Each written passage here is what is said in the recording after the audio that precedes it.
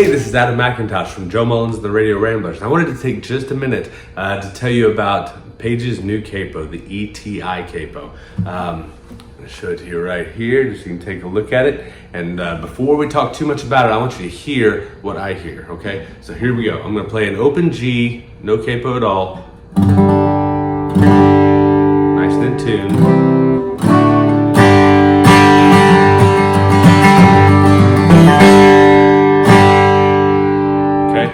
Now I'm going to move it up to the 2nd fret. Place it. I'm only tightening enough to where the strings won't buzz. Right there. Still in tune, right? Alright, so now we're going to move it up 2 more spaces. This is the 4th fret. Okay, and this is usually where if you have any kind of tuning issues, this is where it's going to happen. Okay, so here we go. No buzz. There we go. All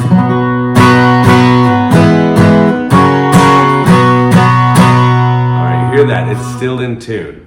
Okay, that's what sold me on this capo. I bought one of these capos at Spigma in 2022, so just a few months ago, and 30 minutes after I bought it, we went on stage and we played about 30 minutes, which means we played probably 8 songs, and I think I had at least 5 or 6 capo moves in that set, okay? If you've seen the Radio Ramblers play, you know Joe kind of likes to jump around when it comes to keys and vocalists and things like that, which is great.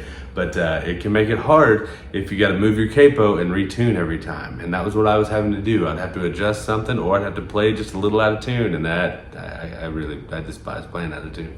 So when I got on stage at Spigma and we played all those songs, I had all those capo moves, I realized about 20 minutes into the set that I didn't have to tune yet. Right? 20 minutes in and I didn't have to tune yet. Any other capo, any other traditional capo that you've used, or that I've used, I always have to adjust my B string a little bit because sometimes it'll pull it sharp, or sometimes it'll leave it a little flat, or the top E, the big E. A lot of times it goes a little sharp, okay? And that, it was just something I just got used to. So I would constantly reach over and kind of adjust those and carry on. With this capo, I don't have to do that. It stays in tune from beginning to end, and I love that. So I'm gonna take this off so I can show you why that is, okay? So what they've done is, instead of having one bar over top the entire thing, right? There's one bar, but there's also little individual pieces, little mechanisms that fit over each string. You see that? So that puts individual pressure on each string. Okay, so it only gets the pressure that it needs, which means you're not pulling down that top E string too far because your D string might buzz.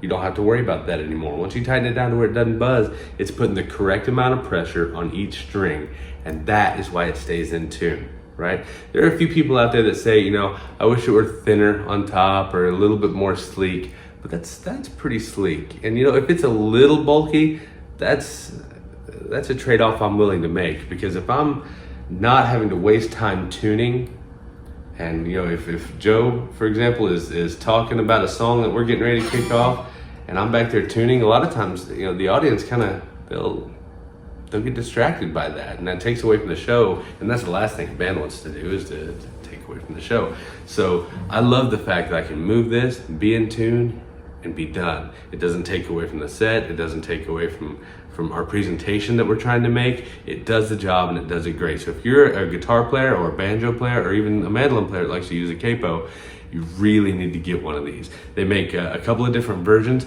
This one they actually did at a festival where it's kind of their classic back, but it's got the new technology on the front, the ETI on the front. They also make one that's a click, which has a really cool button. So you just kind of loosen it a little bit, hit the button, and you can kind of quick change it, right, and move it around really fast. I do love that. I've got that one of those as well. And then they have a new premium one too that's really awesome, that's worth checking out.